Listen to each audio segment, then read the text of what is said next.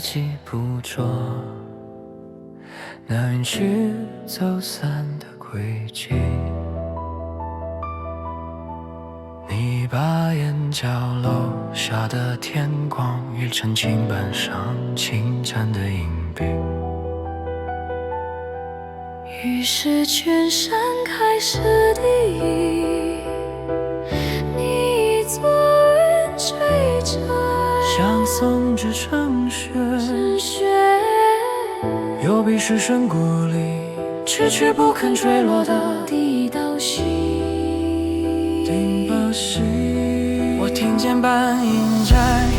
像酒泪卷曲的抹纱，在黑白崖壁间蒸出一点绿意。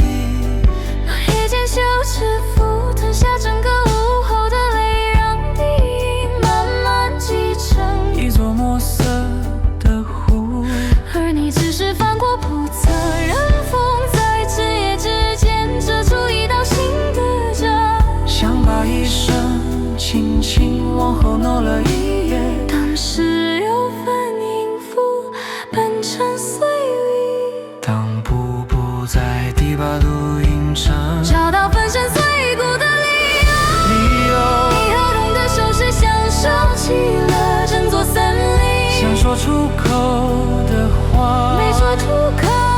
的话，那些被安详的，那些被放生的，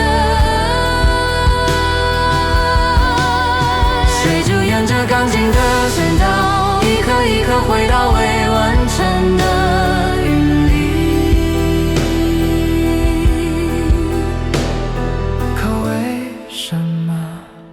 最近的段落总还留着未干的情，未干的，在共鸣箱底悄悄挪落，便这样把当最后的反应越过适应的境界线，请让我的耳成为另一座正在涨潮的沙。